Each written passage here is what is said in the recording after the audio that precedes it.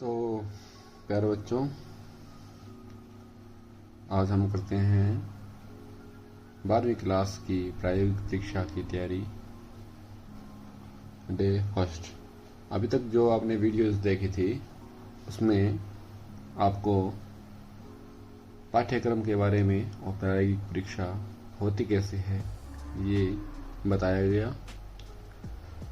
अब जो उसमें प्रायोगिक परीक्षा के दो भाग जो हैं, वस्तु चित्रण व दृश्य चित्रण या कंपोजिशन, उसमें हम वस्तु चित्रण को आज देखने वाले हैं। लेकिन वस्तु चित्रण को बनाने से पहले हमें ये ध्यान में रखना होगा कि आपकी पेंसिल पर पकड़ कैसी है। पेंसिल को इस तरीके से आप लंबा छेड़ सकते हैं। ये मैंने 10B पेंसिल उठाई है क्योंकि आपको वीडियो में अच्छे से नजर आए, नहीं तो आपको HB पेंसिल से ही ड्रॉ करना है। सबसे पहले हम जियोमेट्रिकल शेप्स सीखेंगे, क्योंकि वस्तु चित्रण बनाने से पहले हमें ज्योमेट्रिकल शेप्स की स्टडी करनी बहुत जरूरी होती है, क्योंकि उसमें हम रेखाओं का अंकन सीखते हैं, सर्कल का अंकन सीखते हैं, शेडिंग का करना सीखते हैं। इसलिए ज्योमेट्रिकल जो शेप्स हैं उनको बनाना बहुत ज्यादा जरूरी है। ज्योमेट्रिकल शेप त्रिभुज, वर्ग, वृत्त, आयत आदि ये ज्योमेट्रिकल शेप हैं जो द्विआयामी हैं।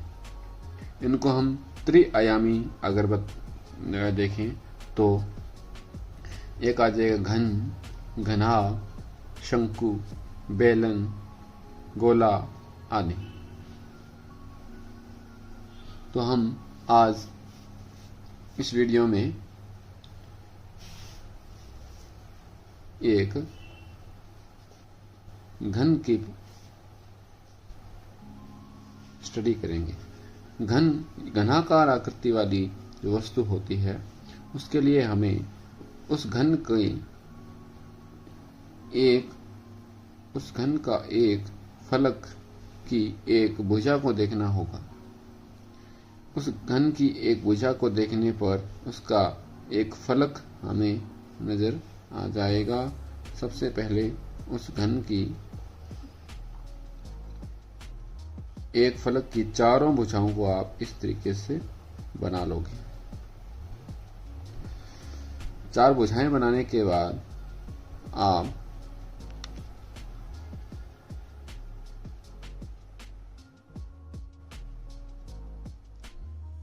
देखोगे कि उस घन की ऊपर वाली सतह जो है वो कितनी नजर आ रही है।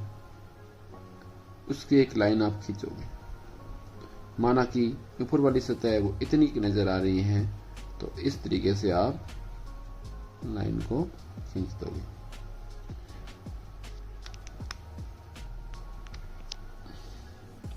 फिर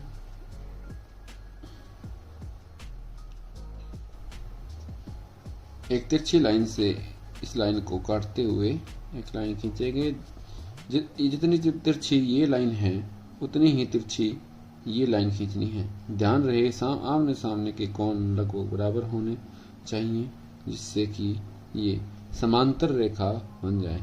ये 2 समांतर रेखा, ये भी समांतर रेखा बनेगी। जितनी तिरछी ये होगी उतनी ही तिरछी ये होगी। फिर ये रेखा जो है इस तरीके से नीचे की ओर, जहां ये टकराया है वहां से नीचे की ओर भी एक समांतर रेखा खींचेंगे।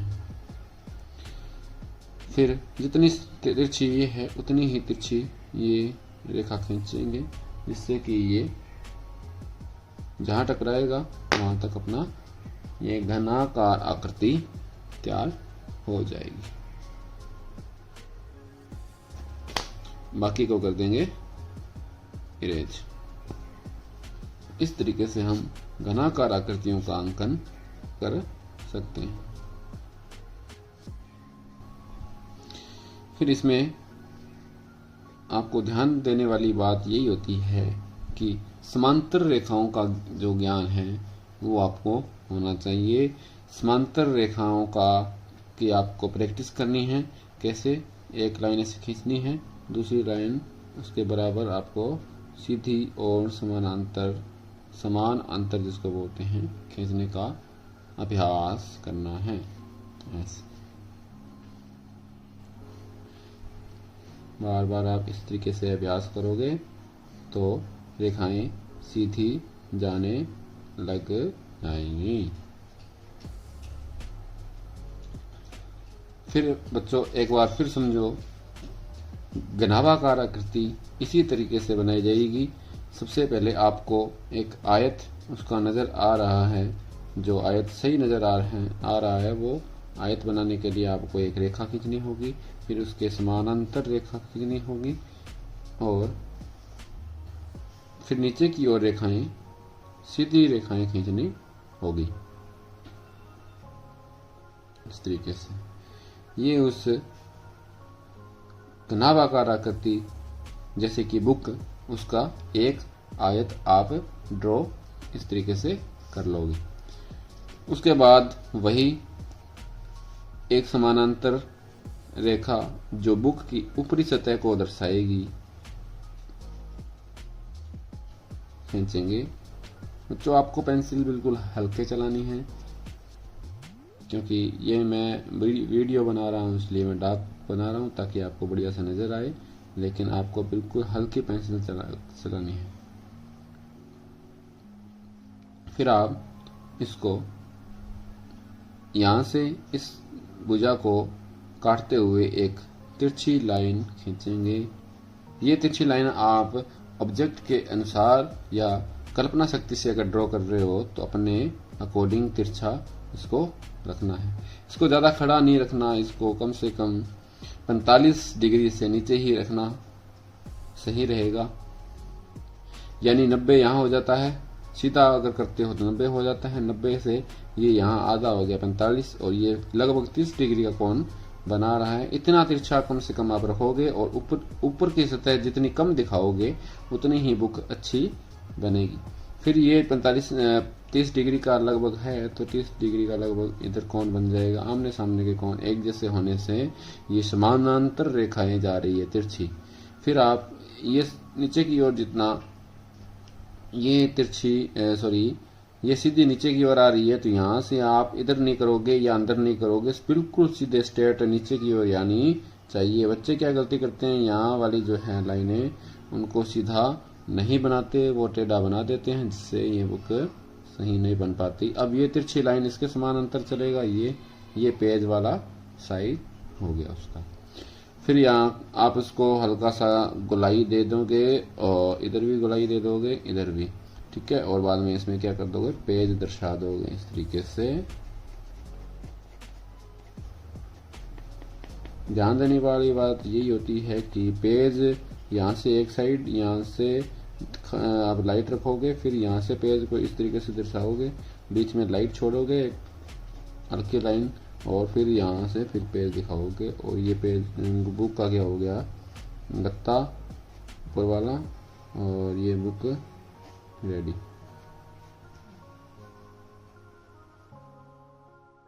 इस तरीके से आप बुक का यानी घनाभाकार आकृति का अंकन भी कर सकते हो। दोबारा फिर देखेंगे बनाना क्या है। घनाभाकार आकृति जिसमें बुक, माचिस की डिब्बी या मेज, संदूक आदि आप बनाते हो तो पहले आपको एक लंबा आयत जरूर दिखेगा उसमें, वो ड्रॉ कर लेना है। फिर क्या करना है, एक समानांतर रेखा जितना कि ऊपर की सतह आपको दिखानी है, एक समानांतर रेखा खींचनी है और उसके बाद एक तिरछी रेखा जितना हो सके 45 डिग्री से कम रखना है। फिर उतनी ही तिरछी रेखा इधर खींचनी है।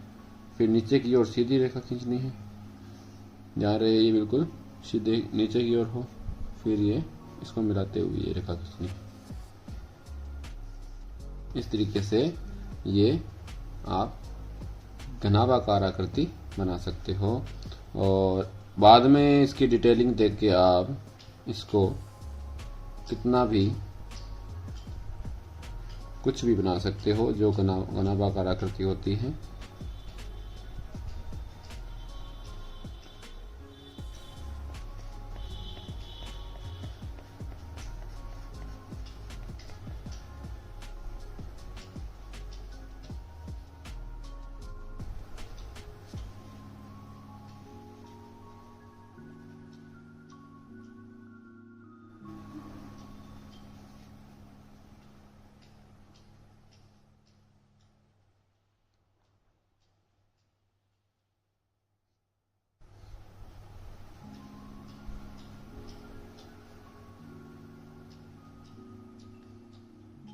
ये माचिस की तिल्ली है और ये माचिस की डिब्बी।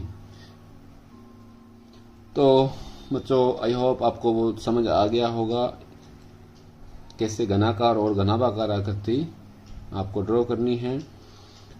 आपको इस रेखाओं की प्रैक्टिस बहुत करनी है। रेखाएं सीधी इस तरीके से, बाद में इसको काटते हुए तिरछी रेखाएं। ध्यान रहे कि रेखाएं बराबर ही जानी चाहिए, लगभग बराबर ही जानी चाहिए। ठीक है, ऐसे आप प्रैक्टिस करोगे। और आपको प्रैक्टिस के लिए जो होमवर्क दिया जा रहा है वो है कि आपको 2 बिंदु इस तरीके से लगाने हैं। नजदीक लगाओ पहले, बाद में धीरे धीरे दूर करना। इसको ऐसे मिलाने की कोशिश करनी है। छोटे छोटे बिंदु लगाओ और लाइन को एक बार में ही सीधा ले जाने की प्रैक्टिस करनी है आपको, इस तरीके से सीधी। उसके बाद हम सर्कल का भी करेंगे और लास्ट में जाते जाते फिर मैं आपको एक घनाकार आकृति बनाने बता रहा हूं। घनाकार आकृति में आपको एक वर्ग नजर आएगा।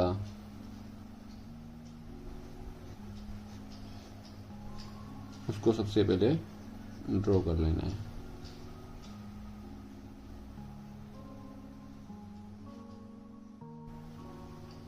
फिर आपको मैंने बताया था कि ये लाइन जरूर, पहले ये लाइन ड्रॉ करनी है, इससे पहले कोई लाइन नहीं ड्रॉ करनी। इस लाइंस को ड्रॉ करने के बाद आपको नजर आ जाएगा कि ऊपर की सतह कितनी नजर आ रही है।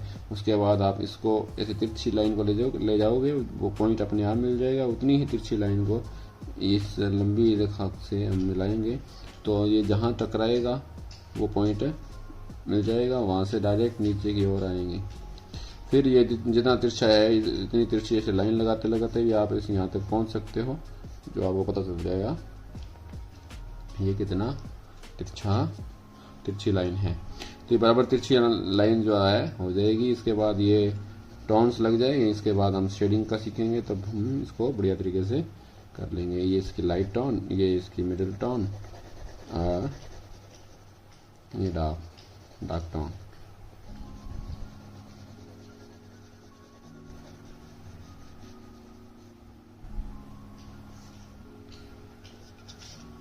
ओके स्टूडेंट्स, आपको इस लाइन की प्रैक्टिस करनी है बार बार, क्योंकि जब स्ट्रक्चर ही नहीं सही ढंग से बनेगा तो आगे की जो कलरिंग और शेडिंग आप नहीं समझ पाओगे। इसलिए आपको प्रैक्टिस करनी है, लाइन की प्रैक्टिस करनी है। जितना हो सके सीधी लाइन, तिरछी लाइन, इस तरीके से हाथ को पूरी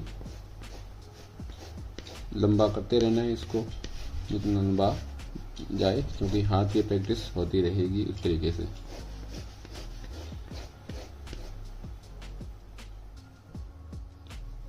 ओके बाय स्टूडेंट, मिलते हैं अगली वीडियो जल्दी आपको मिलेगी। अगली वीडियो होगी, इसमें शेडिंग कैसे करते हैं। घनाकार आकृति और घनाभाकार आकृतियों में शेडिंग की जो होगी स्थिति वो आपको समझाई जाएगी। Okay bye.